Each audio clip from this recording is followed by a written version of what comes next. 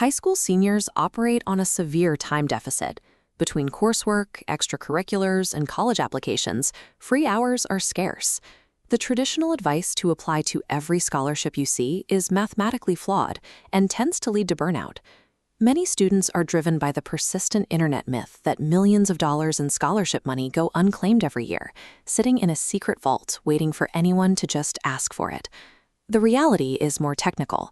In South Carolina, there is an unspent balance of $152 million in state scholarship funds. But as this split screen shows, that money isn't hidden. It is tied up in a spreadsheet due to state-level projection errors and bottlenecks. Because there is no magical pile of free cash, you have to treat your limited hours like investment capital. Success requires seeking the highest return on the time you invest, rather than chasing the largest dollar amounts. Consider where that time usually goes. We'll call these Tier 1 National Lottery Scholarships. The Coca-Cola Scholars Program is a prime example of a high-prestige, high-competition award. This visualization shows the raw math of that competition.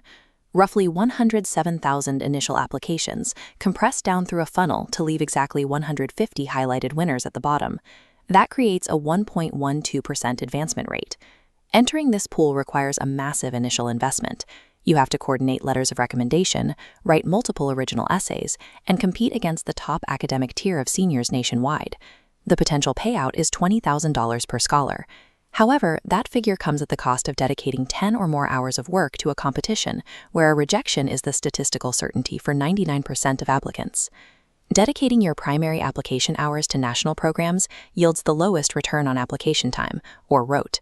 It turns a calculated financial process into a game of chance. Now, look at South Carolina's Tier 2, State-Administered Entitlements.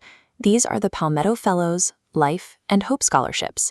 These programs operate on baseline academic metrics, specific combinations of GPA, SAT scores, and class rank. The scale is massive. The Life program alone distributed over $204 million to tens of thousands of eligible students in a single year. Because these are broadly allocated entitlements, the primary hurdle is not competing against your peers. The friction here is navigating the administrative gap. That $152 million unspent balance we mentioned earlier exists because of inaccurate enrollment projections and a lack of proactive follow-through by universities. The funds were approved, but the paperwork disconnected. The specific risk for a senior is assuming the money is automatically applied. If you meet the metrics, you still have to actively audit your university financial aid portals and coordinate with your school to ensure the funds actually clear. Securing South Carolina's largest funding pools requires bureaucratic vigilance over academic excellence. The money is allocated. Your job is ensuring it reaches your account. For a student with limited time, the real opportunity lies in Tier 3, hyper-local awards. These are programs like the Aiken Rotary Scholarship, the Pomaria Ruritan Club in Newberry County, or regional credit union contests. These awards have restrictive eligibility criteria. You might need to reside in a specific rural county or have a parent who belongs to a specific civic club. That narrow footprint significantly reduces the size of the applicant pool. The trade-off is straightforward. The dollar amounts are smaller, ranging from $750 to $7,500. But the effort required to apply is much lower, often requiring just a basic form and a short personal statement. The friction of those niche eligibility rules creates a statistical advantage for those who actually submit the paperwork.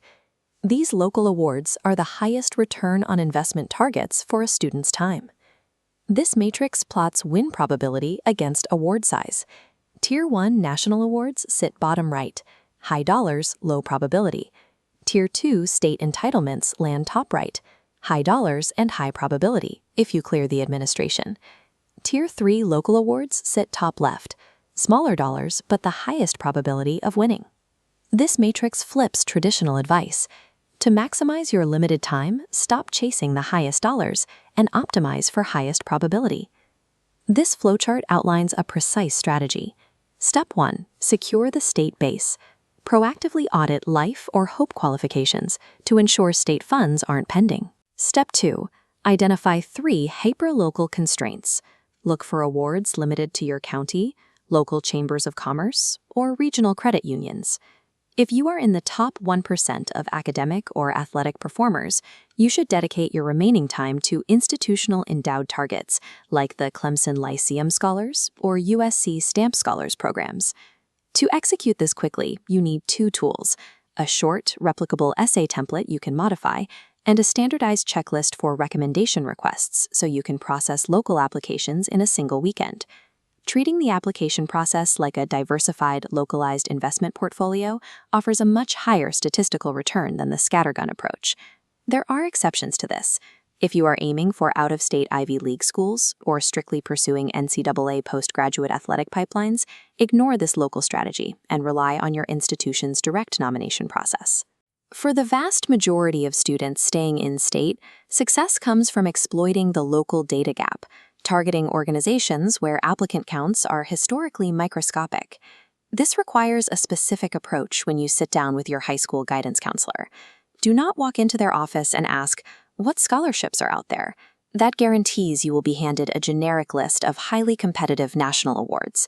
Instead, ask them exactly this: which local awards historically receive fewer than 10 applicants?